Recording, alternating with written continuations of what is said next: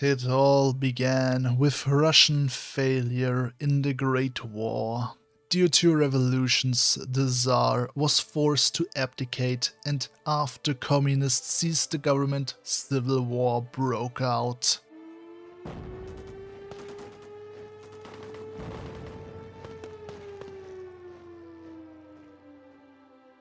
The White Movement, a loose coalition of liberals, conservatives, Tsarists, and defecting leftists, through German support, stood victorious in the end. Much to the chagrin of the Tsarists, a republic was declared, and soon after, new political parties formed. We were forced to accept German annexations of the eastern states, a great humiliation which haunts us to this day. Economic woes of the 1925 British collapse led to an increase of German economic intervention. This, failed land reforms, and our failures in Manchuria during the Fengtian conflict led to an increase of SZR's influence. Bolderev, in a last-ditch attempt, tried to coup the government in order to stop Savinkov, but he failed. A few years later, the presidency was in the hand of Savinkov. However, he lacks a majority in the state council, and his presidential powers are limited by the opposition in the constitutional courts. For now, he is restrained, but that will not last. We, the Tsarists, have to act now to stop him once and for all and rid ourselves of this failed republican experiment and return to our traditional roots. We will not stop until the Tsar is restored. Boye Tsariachani. And here we are as the Russian Republic. Our nation, it has seen better days. Actually, has it? Anyway, we have a few problems here, there, everywhere, basically. So first of all, we start with Boris Savinkov as our president, but sooner or later he will try and seize even more power, and we gotta stop that. But for now, he has still to deal with some opposition. We have entrenched opposition. A anti-Savinkov coalition led by Viktor Chernov is currently opposing Boris Savinkov in the state council, and he also is opposed by Vladimir Nabokov, the chairman of the Supreme Court. So yeah, we're not really getting that much political power. But how did Savinkov even come to power? Well, that was because of the German economic influence over Russia, which, as you see, is not really great, taking away 21% of our civilian factories and giving them to our future enemy. That's not great, that's not great. And of course, we have some anger, and let's just hope that some anger here doesn't boil up too much, you know. Who knows what would happen if that would be the case, you know. Well, let us begin by consolidating the security services. We start with a big-ass army, and let us just do this and then put it around here, I guess, everywhere. That's gonna take a while. I don't know, it's just something like that, so it's like kind of spread out, allow supplies and stuff, so it doesn't deny attrition. And yeah. And let's begin the construction of some civilian factories. I will do add more later on, and also mills, but currently that's there because some places will get a bit more infrastructure if we go down the focuses. I kind of want to build there. And our starting research. I'm gonna go with the MIO here, since I like the speed buff it gives. Helps a lot with encirclements later on. And this will be the starting production line. No planes yet, and no tanks yet, since I want to get better planes plus better tanks. So first let us focus on guns and artillery. Not that bad, honestly, because I'm gonna need this anyway later on to have, enough armies to cover all the fronts. But yeah, let us begin. 2 years ago, in June of 1934, President Boris Viktorovich Savinkov was elected to serve as the 5th president of the Russian Democratic Federative Republic. Now, how did it come to this? Well, decades of instability and disappointment due to unfinished land reforms and constant German exploitation and increased influence in Russia. The SRs constantly insulting the ruling cadets and SRs for their openness towards Germany and their incompetence at doing any sort of land reform that the SZRs have always promised. Of course, there was also a lot of violence, as turnout was very low in the elections, since the combat squads had made many voters fear and not dare to go out. This of course resulted in the cadets and SRs having their seats almost halved, while the SZRs became the undisputed largest party. A month later, the combined votes of the SZRs and SOR brought President Savinkov into office. And so it began, a standoff in the State Council. Well, the SZRs had tried to push through a law on protection of the state, which would empower the police forces to better hunt enemies of the Republic. However, the opposition held firm and refused to accept it. Chernov had declared the law as something out of a police state and not one fit for a democratic republic. The free media, which is mainly affiliated with the SZRs, had begun to spew virulent hatred against Chernov and his allies. Vasily Shulgin also made a speech denouncing the opposition bloc as crypto-communists and zealots of Jewish and German business interests. Yep, as usual. The last line: the opposition numbers are dwindling by day, with constant Okrana raids on party offices. Chernov is discussing with his allies what to do. Well, they could try and impeach the president. Oh wait, no, they don't have the numbers for that. Maybe they could reach out to the left and launch a general strike, but that will not do much except lead to a bloody crackdown. Chernov did speak briefly of an officer from Kornilov's staff who had discreetly met with him and proposed a military coup. Or rather, he informed Chernov that if Kornilov goes through with it, he expects the full support of the opposition. But this might not really be a great idea, since they would simply be exchanging one tyrant for another. Perhaps there's still time. The man in the Kremlin. Savinkov is not happy, as the more the resistance led by Nabokov and Chernov continues to slow down his consolidation of power, the more disloyal the military might get. Maybe even leading to a plot. So now he's thinking how he should deal with them. But their time will come, eventually. For now, the priority is to destroy and exterminate every threat on the way to absolute power, and fate is on our side. 3 shots in the chest. At 16:30 yesterday, 3 shots from a Korovin pistol were heard that echoed across Russia. Viktor Chernov, the head of the Socialist Revolutionary Party and the chairman of the State Council, was assassinated at the hands of a fellow party member. Nikolai Leonidov, a low-ranking SR functionary, shot Chernov in the chest 3 times at the stairs of the Grand Kremlin Palace, killing him instantly. The killer was wounded by the police before he could commit suicide and was quickly transported to a hospital under heavy guard. Now, without Chernov, the linchpin of the opposition bloc, the opposition is falling apart. Accusations left and right. The left wing of the opposition is unhappy with Nikolai Platonovich Vakar, a cadet, taking the reins, as they never expected him to actually, become the chairman.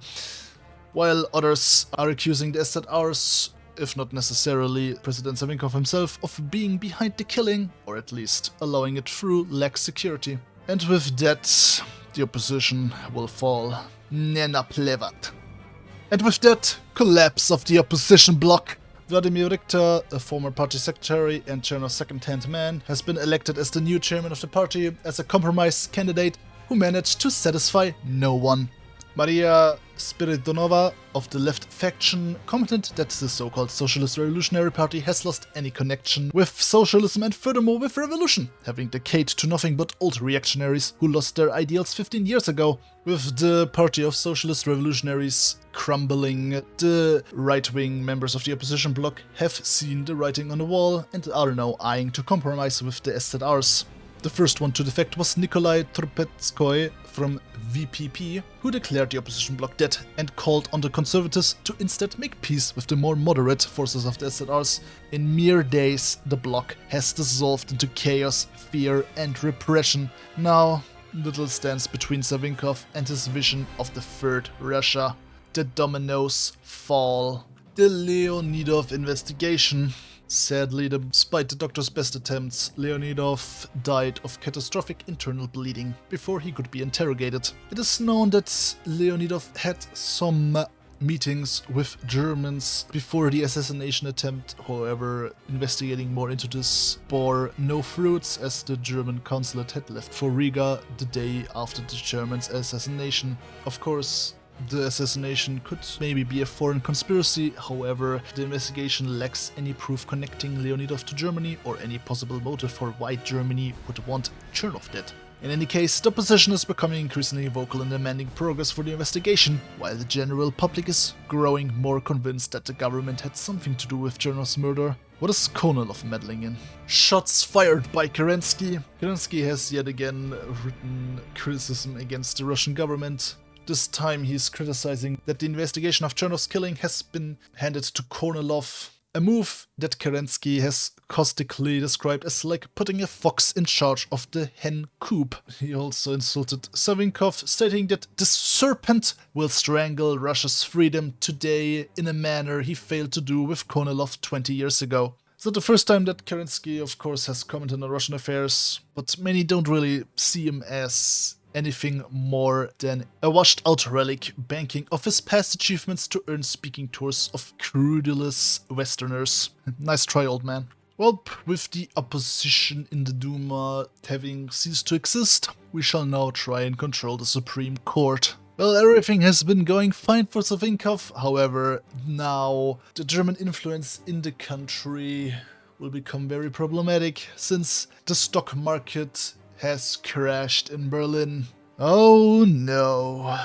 A socialist conspiracy. Kornilov has pointed to recently uncovered evidence of Leonidov's connections with the radical maximalist offshoot of the socialist revolutionaries. He's now requesting the president to activate Article 17 of the Constitution, giving the War Ministry extraordinary powers to arrest any person who may be involved, with the power to crack down on any possible disorder that may follow, since this threat from the left would grant a justification for immediate action. Well, let's not be hasty. Or a military conspiracy? Well, of course, Kornilov's theory of a socialist conspiracy does fit the typical Svobodnik narrative and would give the government another reason to crack down on their leftist opponents. However, the Okhrana director, Vlegond Kaplikov, has urged caution to the president. They've conducted their own shadow investigation and found out that Leonidov was not a no-name but had relatives in the headquarters of the Petrograd military district, and moreover, the Okhrana has uncovered a series of staff and garrison reshuffles in Petrograd and Moscow that the army has largely neglected to mention. It could be simple coincidences or minor background work to facilitate the killing of Chernov, but some whisper that Kornilov may have greater ambitions than just helping Savinkov eliminate his rivals. A disturbing theory. Knight to c6. As an old gambler, Boris Viktorovich decided to play Kornilov's game. He publicly announced that several army officers have already been arrested on suspicion of involvement in Chernov's death. Well, this public blaming of the army is nothing short of a declaration of war on Kornilov. And now Savinkov does not want to give Kornilov any more time to plot. He has ordered him to arrive in person at a meeting of the War Ministry in the Kremlin. Your move, Lav Georgovich. The Kornilov putsch. Cornered, the dog was forced to act. Kornilov surprisingly agreed to come to the Kremlin. However, he had slipped past the intended government escort. He had met with his loyalists and then ordered the Special Purpose Battalion tasked with guarding the Kremlin to secure the Senate Palace and ensure the safety of the president with the support of the cadets. However, Kornilov's hubris proved to be his downfall, as much as it was Balderas before him. When only a portion of the security battalion agreed to follow his orders, fierce fighting soon broke out within the Kremlin as Kornilov's forces tried to arrest the soldiers who refused to obey orders, claiming that they were loyal only to Savinkov. Kornilov's men were stopped by dogged loyalist resistance by the MVD troops long enough for reinforcements to arrive from the capital's garrison. The Okhrana has now moved to arrest the traitors within the military district headquarters. Now the uncrowned military dictator of Russia is rotting in the Butyrskaya prison, and no official statement of the night has been given. What will befall him? Welp, only death to traitors. A revolver with a single bullet. So goes the son of Kalmykia. The Supreme Court, well, with a majority now in the Duma, a no confidence vote has wiped the Supreme Court clean. Only a few old guard judges remained, while the Supreme Court was expanded to 24 seats, which have been stacked with a reliable bunch of SZR's approved appointees. And now everything is constitutional. Well, let's establish VES. The last journey of Kornilov, give him a minimal amount of respect.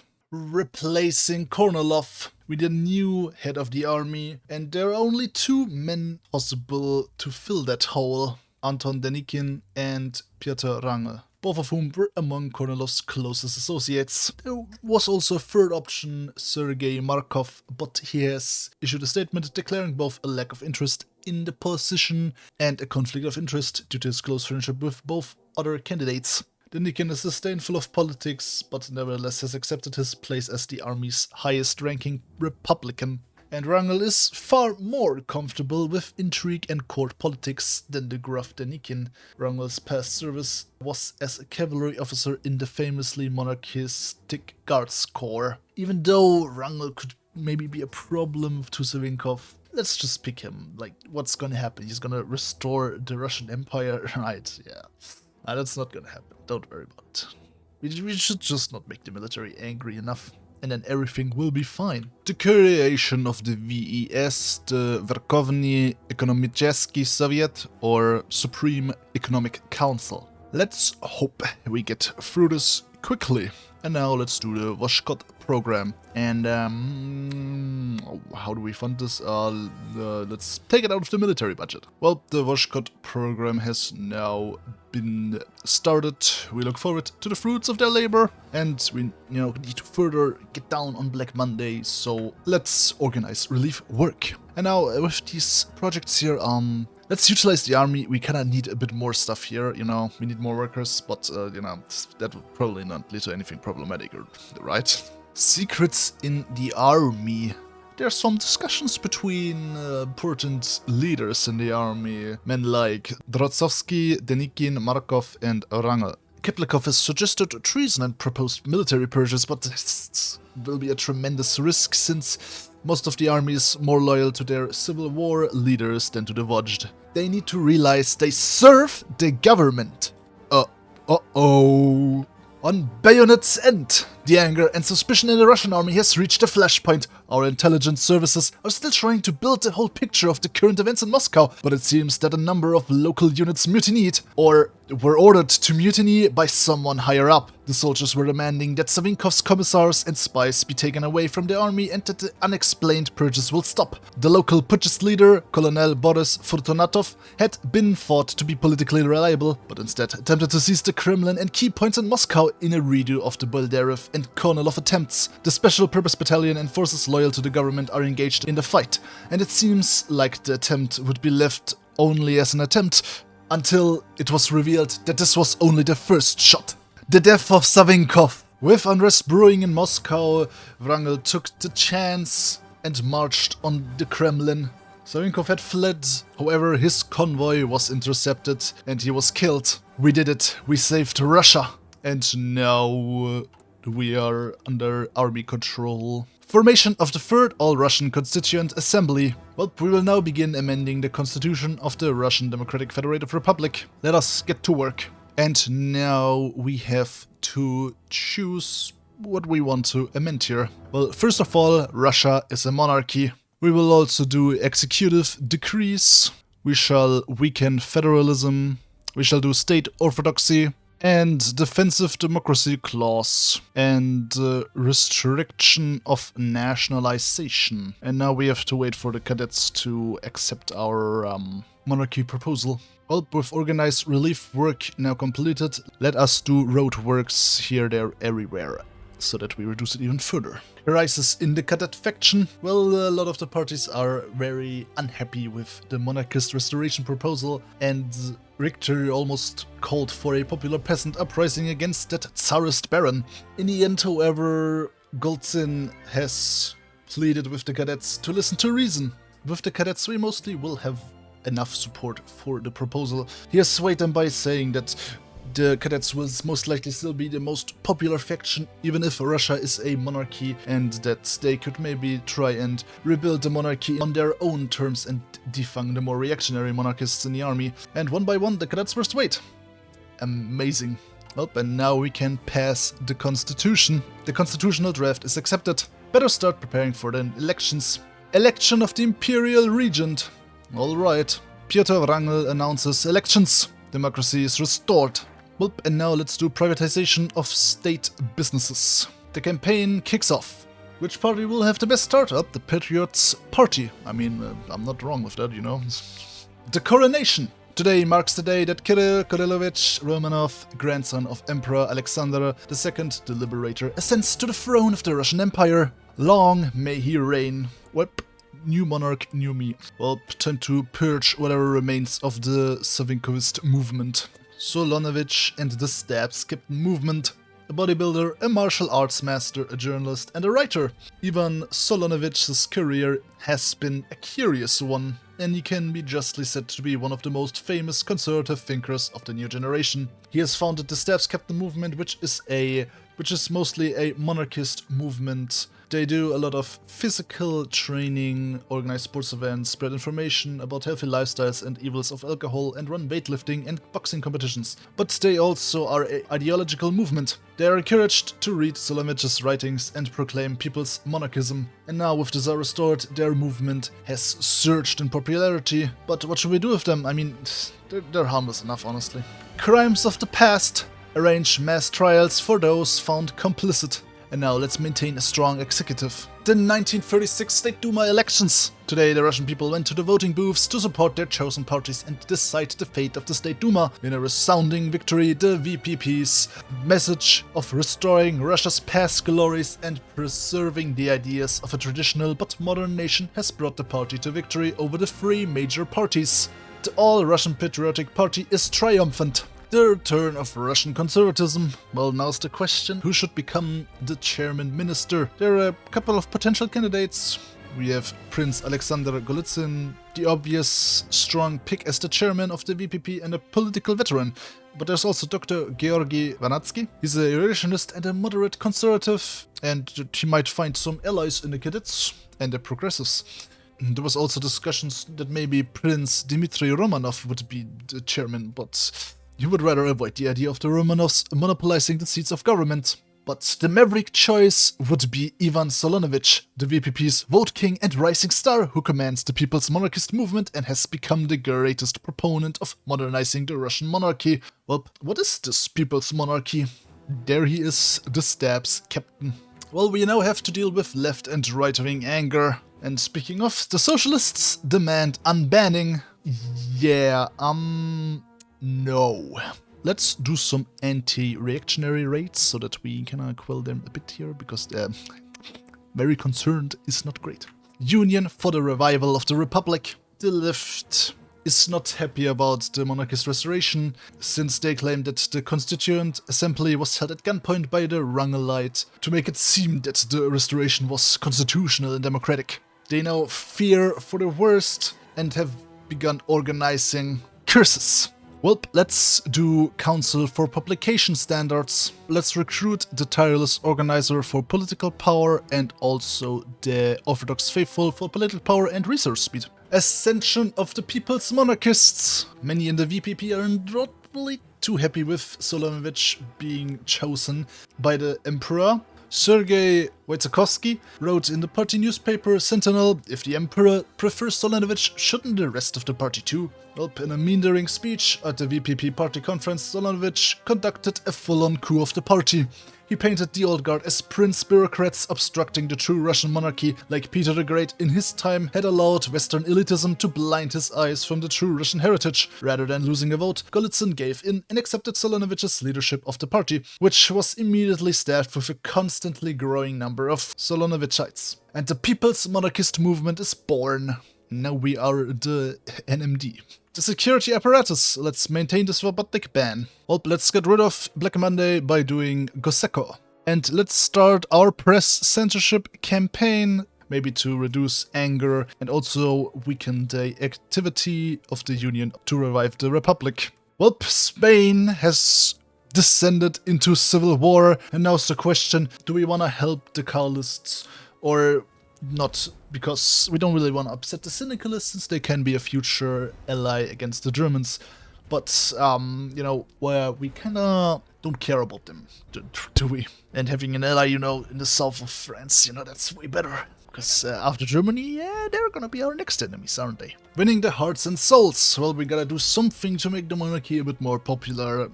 We could maybe create economic prosperity, or we could maybe push through a package that would improve working conditions, minimum wage, and other benefits for the working class.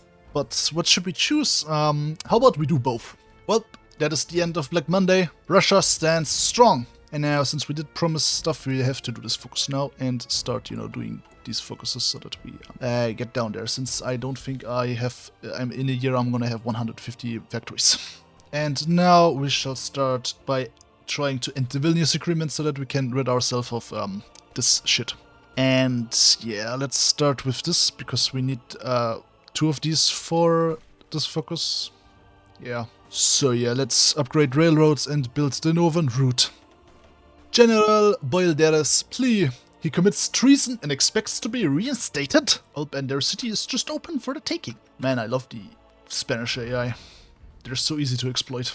The Russian government freezes the Vilnius Accord. The first step towards liberty. Oh, and now let's do these 3 focuses so that we are done with our promises. Muted response from Bukhara concerning Chairman Minister Solonevichs attacked. Solonevichs was attacked by an armed low-life fuck from the Petrograd underworld. However, he was interrupted by Solonevich's guard, Igor Igorovich. The assailant's Nagant revolver was emptied at the guards, yet he still seemed prepared to finish the job with his Finsky knife. Well, you should try fighting for what you believe in. 2 men enter. In lieu of a fighting ring is the poorly lit room of a middling quality restaurant. People are taking cover. The chairman minister's bodyguards lie dying near their superior. The salient, knife in hand, is taking steps to challenge the hunk of a man who leads the Russian executive branch. Ivan Lukyanovich rises up slowly, raising his fists. He is not going to flee. Fight hard. The most dangerous Sambo move, moving at great speed and with the greatest skill, the chairman minister throws out a flurry of punches that finish with a throw, causing the assailant to fly into a bookshelf behind him. No doubt having gained at least 1 broken bone, he looks up to Solonevichs in terror, realizing what a martial arts master he faces.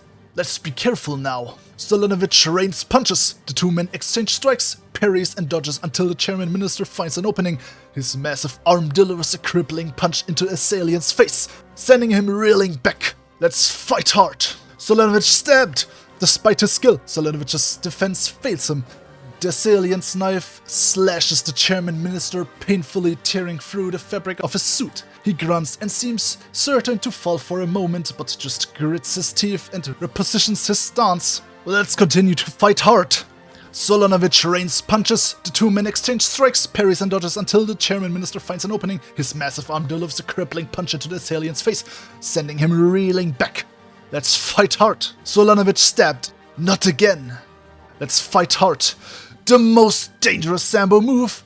Moving at great speed and with greatest skill, the chairman minister throws out a flurry of punches with a throw, causing the assailant to fly into a bookshelf behind him. No doubt having gained at least 1 broken bone, he looks up to Solonevichs in terror, realizing what a martial arts master he faces. Ivan stands victorious. Solonevichs stands victorious. The would-be assassin has been thoroughly smashed by the chairman minister's powerful fists and skill in Sambo and Judo. Shortly after he fell unconscious, the attacker was brought to a hospital under guard. Later investigation revealed him to be a known communist radical. He will likely spend the rest of his short life in prison. You can't hurt me. Interview with the hero chairman minister. The news story of Chairman Minister Ivan Solonevichs personally defeating a communist assassin in single combat had spread through the Russian Empire like wildfire, with people longing to know all the details. After his recovery, Chairman Minister Solonevichs agreed to an interview conducted by the state radio. In the interview, Solonevichs described the events in detail with both obvious pride and relief in his voice. Such a story will surely bolster his fame throughout Russia.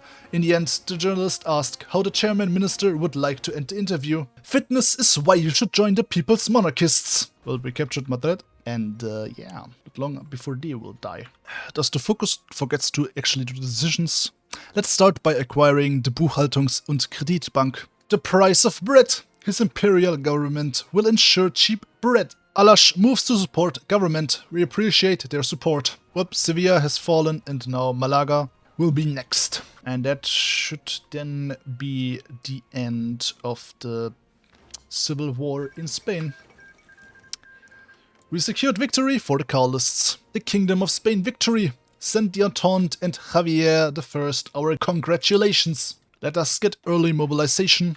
The day of restoration. It's now been 1 year since we have restored the Romanovs to the throne. Long live Kirill I.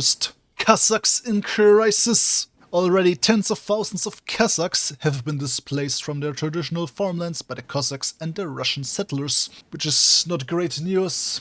There have been a lot of reports of violence between displaced Kazakhs and Cossacks, and now the Alash party is calling for government intervention.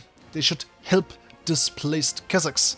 Well, let's focus on helping the displaced Kazakhs. Well, and with this focus done, we've now upheld our promises of work, which will increase imperial popularity. Great news, great news. Let us now empower the MVD. Let us tax foreign shares. And now let us sponsor Belgrade. The rise of Amanjolov. Sadiq Ayukevich Amanjolov was a former member of the Alash party who had fought on the side of the Whites during the Civil War, but recently he had resigned from his position in disgust after calling for Kazakh independence. Well, let's focus on maintaining goodwill with the Alash. The Bukharan emergency. Madamin Bek, the president and warlord of Turkestan, has started his greatest gamble yet. The conquest of Samarkand, the ancient jewel of Central Asia. Well, let's ready an intervention force. The Karaganda massacre. Unrest is brewing in Karaganda, spewed by agitation. They demanded the withdrawal of the 60th Cavalry Regiment and the release of a number of Kazakh nationalists recently jailed for anti-government actions. The soldiers were unable to contain the mob and were eventually forced to fire into the crowd, dispersing the growing riot and arresting nearly 100 agitators. Unfortunately, 6 protesters were killed in the crossfire. Well, our relations with the Alash are now at a breaking point, and unrest is increasing. Where? In Karaganda. Fall of Semerechye. So you have chosen death. Nope, Kazakhstan is now rising up against us. Well, I prepared my military anyway, so it shouldn't be a problem. Well, the land reform has now finally been completed. Peasants are the backbone of Russia. And the bandits band together. We were unlucky in love, but we'll be lucky in war. Well, let's begin our intervention. Let's do the nationalization of Ruskin Corp. Well, that should be the end of the Central Asian Rebellion. They stood absolutely no chance against our army. So yeah, goodbye. Well, let's annex them. The Circle of St. George. Honestly, Dieterix deserves a pardon. The Energy Autarky Law. Afterwards, I will do this focus right here, which will reduce it by 2 more, and then we will have no more German influence in our country. Federalism in Turkestan. Autonomy doesn't work at all.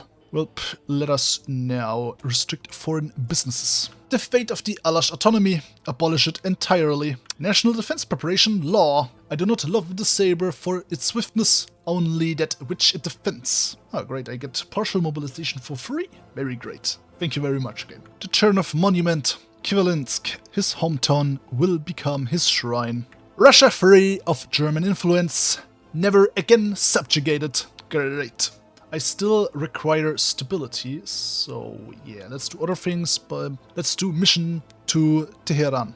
Let's do the Cultural Charity Fund of Kirill I. Well, we finally now have over 50 stability, so let's finally do towards a unitary state. Well, and Persia has accepted our military mission, and we gained this border province here. The High Imperial Council. Let us abolish the OSKAB. Chairman of the High Imperial Council. The High Imperial Council serves to advise the Emperor. Now, naturally, this is of course there, so the Emperor gets neutral expert knowledge, but in practice, having a position as the Emperor's advisor allows one to have great influence over policy. Well, who shall we appoint as the chairman of this council? Let's appoint Dmitry Romanov. Well, all Russian education. The death of Kirill. Blessings to Emperor Vladimir III. Well, new monarch, new me. Well, state orthodoxy. Well, let's recruit Dmitry Romanov, since we did buff him a bit. The Stabs Captain movement. Well, now with Vladimir III on the throne, Ivan Solonevichs will pursue a more ambitious plan. A plan to transfer all the power into himself. Let's rally the people's monarchists. Let us reform the Cossack hosts. Cossack privileges and their hosts. They must be the forefront of our army. Doctrine of the Tsar Redeemer. There have been calls made to canonize Tsar Nikolai II and his murdered family as holy martyrs. Well, let's support the canonization of the Imperial family. Black Baron meets White Russian. Well, Wrangel is not so happy with Solonevichs' acquisition of power, so they've met and discussed on the issue. Wrangel is not really hostile to Solonevichs' designs, only extremely skeptical of them and viewed them as a sideshow potentially weakening Russia when everything should be done to prepare for war. However, Solonevichs assured him that a socially remade Russia is needed to withstand the storm. Up two great egos. Duma of Industry and Labor, one step closer towards people's monarchy. We can stop the Union to revive the Republic now, which we will do. Just means that we will now have to wait until we're at war with Germany to progress further down here. The conservative faction rises. Well, at first the conservatives were kind of fine with Solonevichs, as he was removing socialists and empowering imperial power. But once this was done, he didn't slow down. He was determined to keep going, especially with his policies to control the private banking sector and regulate stock markets, demanding the state be able to forcefully buy shares of any large enough Russian company. These statist policies have been accused of being neo-Savinkovist, and a new opposition faction in the Duma of Industry and Labor has grown to oppose Solonevichs. The leader of this new opposition is the respected economist and statesman Alexander Konovalov. Well, when Adam delved and Eve span, where was the banker? Patriotic Anti-Corruption Committee. Time to get rid of this opposition. Well, for the plan of the attack against the Germans in their eastern states, we shall make an attack into Ukraine. It is the safest bet. Let us approach the Entente. We shall go with mobility. Russo-Canadian Trade and Credit Agreement. Cheers! I just noticed Ukraine has joined Austria, bro. I didn't even notice that. Bulgaria now has joined them too. Doesn't matter too much, honestly. We will be at war with Austria either way, so yeah. I mean, the good part is that there are no German troops immediately here. So Ukraine might be easily takeable, invadable, whatever. Oh yeah, I can invade Persia now, I've completely forgot. Minister of War calls emergency meeting. Well, the world tension is boiling over, and the army is demanding that we take this opportunity to declare war. I'm hurt he ever doubted my patriotism. Well, after this focus, we will be declaring war. Exercise of the Kursk military district. Time to send a message of Russian strength. Up, and now the preemptive war. The question of foreign observers. Well, let's invite the exiles. And they refused. Like, come on, man. Like, just come here, man. Like, what are you doing anyway right now? I didn't send anything here since I saw that Canada was intervening, so I did not give a shit. Plus, it would also be cool just to fight America later on, but I don't know if that's gonna happen. They're just rejoining them now? Okay. What the fuck? Massive Russian military exercise at Kursk. The exercise of the Kursk military district was first and foremost about sending a message. The scale was tremendous, over 65,000 men, 1,000 tanks, 500 planes and 300 heavy guns. The truly megalomaniac military exercise could simulate a relatively large section of the front line near the Ukrainian border in a potential future war. A demonstration of Russian power. Well, and now the war begins. Well, let's use this opportunity to seize power. The plague of democraticism. Up, and we encircled their entire army here now with the tanks. Very helpful. They can be very fast though. If I don't have supplies, it's not really gonna matter that much. So, kind of risky, but whatever. Let's not try and complete the encirclement here. We can, by the way, invite Greece to our alliance now. And these guys will probably fight on their own, and once they start fighting, we can also invite them, I guess. Which will be very helpful, since, you know, Austria might also join. So that they're distracted down there for a bit, while I try and rush through Ukraine here. I tried getting through here, but apparently I can't, so that sucks, but whatever. I activated the battle plan down here to just hopefully do something, I guess, before the entire German army arrives down here. A new Russian empire rises. Solonevichs is holding a rally in Moscow to intimidate those who oppose Solonevichs and to legitimize his controversial political reforms that are just now being debated in the State Duma. His reforms will restore the Russian Empire to its former glory, where power and justice are back where they belong, in the hands of the people, rather than lawyers and bankers. The February Revolution and its consequences. Well, Austria has intervened. Oh, by the way, let's form the State Defense Committee, which will give us some cool buffs. We can now invite Serbia, and afterwards Romania, and to alleviate, you know, the pressure on Greece. Oh, and by the way, I didn't mention it, but I don't have to... Right now, I don't really need to be concerned about Finland, since they are in the Third International. I'm done in the Caucasus, so I sent the army up. Never mind. How this... There was literally nothing. They're cheating, literally. Well, another encirclement has been completed. Monarchist media monopoly. We are now authoritarian democratic. And now let's continue our dictatorship of conscience. And more encirclements. Well, our Ukrainian losses not great. Not great. Referendum on the Russian future. With all opposition having been silenced and the only people who could stand up to Solonevichs silently accepting his reforms or being accomplices to his power grab. There's only one hurdle to go. A referendum directed to the people, and they vote yes. Up, and Kiev has fallen. And we get another encirclement probably. Oops, now we have to march through Belarus. Oh, by the way, since I saw that there are close to no troops on the Belarusian border and stuff like that, I decided to activate the battle plan, and I've not actually looked at what they're doing, so... Yeah, we pushed through a lot here, apparently. And even are capturing Minsk right now. Interesting. Well, that was a lot of Ukrainian troops. Man, they have nothing anymore, man. I guess we can push through here now. Yep, Minsk has fallen, and yeah, which means, yeah, already over with this operation, so, now we have to capture Riga, and afterwards, Berlin. Well, speaking of Riga, it's 1 day later, immediately captured, okay. Hey, and from authoritarian democrat to paternal autocrat, wow, that was fast. Well, evolved but untamed. The Duma now has only advisory powers. This is probably the worst Reichspakt AI I ever had the pleasure to fight. Like, they have...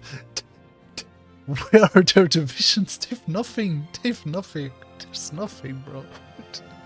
What are they doing? Like, actually, what are they doing? I mean, like, I have no problem, of course, but, like, still, like, I expect at least, like, a bit more resistance than this. This is honestly nothing. I mean, makes sense that Ukraine doesn't longer have an army. I did destroy that completely. But, like, you, what are you doing?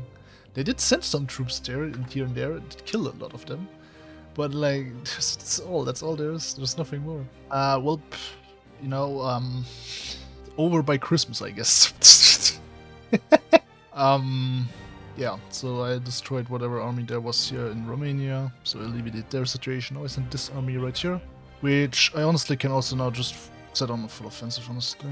Just so you know, I went down the mobile warfare doctrine, almost complete. And this is the tank division I have right there, and this is my infantry division I have. I never added logistic company since I did not have the support equipment, even now I barely have it.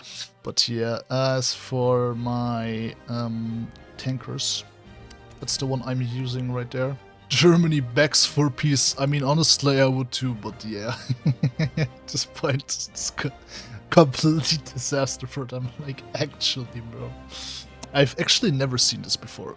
I played a lot of Russia games privately also, This is the first time it was this bad for them. The fall of Berlin. It is all but over for the German Empire now. And the fall of Vienna. Oh, collapse of the Reichstag and my ears, thank you. Yep. Yep. Goodbye. By the way, like, I don't know since when, but like, why did they add this? This pisses me off, man. I just want to deselect one, not everything. I will try to take everything of Germany, by the way. Just so you know. Let's get some more points, and then we also get a brand new navy that's gonna be useful later. The Tsardom's triumph, a return to traditions of old. And home by Christmas, guys. And there also goes Austria. And we can get even more ships. Oh, I love that. So you build a navy, guys. You steal it. And, whip, that's no longer at war. Great. Home by Christmas. They even have 2 months before Christmas. I'm like the best, man. Like, I'm just the best. Like, what can I say? We shall assimilate Georgia into our territory, and afterwards deal with the rest. Cut to when I'm done. Got an achievement. Yeah, I created Habsburg rule and Empire Germany again. Yep. Well, and that's what we did. I annexed Poland and all the Polish territory here, whatever. And yeah, Germany is restored with, you know, just their eastern portions having been annexed. And Habsburg still rule over Austria, though just Austria. And we got Czechoslovakia. We love that, right? And I gave Flanders to Netherlands because I'm a cool guy. Well, Tsar's people and people's Tsar. Well, and now we are the Tsardom of Russia. Well, rebirth of Russia. The Kharkov trials. Make an example out of them. I'm sorry, old friend, but I want my territory back. Well, they chose the violent way. Not my problem. Could have kept Southern Dobruja, my guy. You just gave me Bessarabia. But no, it had to be the hard way. Alright, we'll be attacking the Ottomans now. The old enemy. They just decked on Afghanistan. Sure. Also attacked Armenia via decisions, and yeah. Now let's destroy whatever remains of the Ottoman state. Well, let us now do Triumph of the Restored Empire. Well, the Straits are now ours. Next target, Japan. It's time to avenge our 2 failures in Manchuria once and for all. This time, they will not beat us. Well, we landed in Japan with our marines, and there's barely any troops there. Japan offers peace, but we won't be satisfied until our army will march into the ruins of Tokyo. And that's the end of Japan. Of course, I can't take everything since... Why? Fate of the Emperor, let's force him to abdicate. The return to tradition. Well, Philippines secured. And yeah, I don't know how they are, like, not capping them, but fine, I'll do it myself. The White Empire. The Empire is peace. Well, Solonevichs has been facing criticism from his brother and his allies, and this turned into an increasingly fractionalized struggle of wills. The Emperor intervened, and he finally found it in himself to actually oppose Solonevichs. He spoke in veiled terms of national stability and the efficiency of the good imperial government. In practice, the emperor demanded Solonevichs end this childish struggle, give in on some issues, and perhaps loosen the reins, if only symbolically. Well, the strong man is humbled. It is finally time to extinguish the flame. Let us begin. Paris against Moscow. I'm doing this mostly to get Finland back, by the way. Paris already fell. Yeah, probably not gonna take too long. By the way, what are you doing? I hate front lines. I hate front lines. I hate front lines. I hate front lines. Well, Italy has been destroyed also now, and I'm just waiting for this to fully prepare. Well, there goes our naval invasion finally. Man, Britain, you're so great at, like, defending your coast, but it's honestly like, I don't know what to say. And yeah, they will not be lasting very much long. Is that the only major in the Front International? Yep, okay, nice. Bye-bye Britain, bye-bye Front International, you won't be missed. Alright, Italy is mine. For a moment I forgot that I wanted to return the territory to France here, so... Yeah, we have this down there now. My bad. I forgot. Comes to the best of us. Alright. I'm still at war with the West Indies, Mexico, and Iceland. Nice. Well, just gave this way a state transfer tool to Italy. Oh, I had over 100 submarines, by the way. Did I really lose all of them? Okay, didn't care anyway. Just so you know, I gave Iceland right now to Denmark, and they gave it to Norway. What the fuck, man? And guess who gave it back to Denmark? Make up your mind. Rare an AI unification of China. Thus settles in China. Arrange meeting between Vladimir III and Qi Xiuan. Hey, we can finally finish the organized resistance. That took long, since I went very harshly on them. And yeah, I'm helping America out now, since they can apparently not kill Mexico. Hope we can invite China now to our economic council and, strengthen our trade deal. But what I can't do is give them Taiwan. All right, it is time for our last target, the last war goal I can get. It is on India, since they are, syndicalist. But now we can attack them. I kind of build up supplies, by whatever that I mean, I build supplies on the entire board. Let's try and destroy them. Yeah, so about the Indian losses. I killed like almost 75 divisions up here in the encirclement now. And yeah, their entire resistance here basically now is collapsed. So let's get Calcutta and then they will cap probably. At some point I was kind of stopped with my push, but whatever. Had to build airports and, get better supplies. And yeah, now it's done. Bye bye India. Well, that's all then now. Everything we could get. That's all. Alright, and this is what I've done to India. I gave all these states that I could give to Persia, and yeah, released Greater Bengal, and yeah, Sri Lanka's also there now. And I did give some stuff here to China, because China. And yeah, this will be it. Now I will end it here. We achieved greatness. We have quickly won the Second Weltkrieg somehow. We liberated Constantinople, placing it back under Orthodox control, and we destroyed Japan and avenged our failures in Manchuria. And most important of all, we have restored the Tsardom of Russia under the leadership of Ivan Solonevichs, the Stabs Captain, the man of the people, the hand of the Tsar. Well, as always, I hope you enjoyed it, and please like, subscribe and leave a comment down below, and see you next time. Bye bye.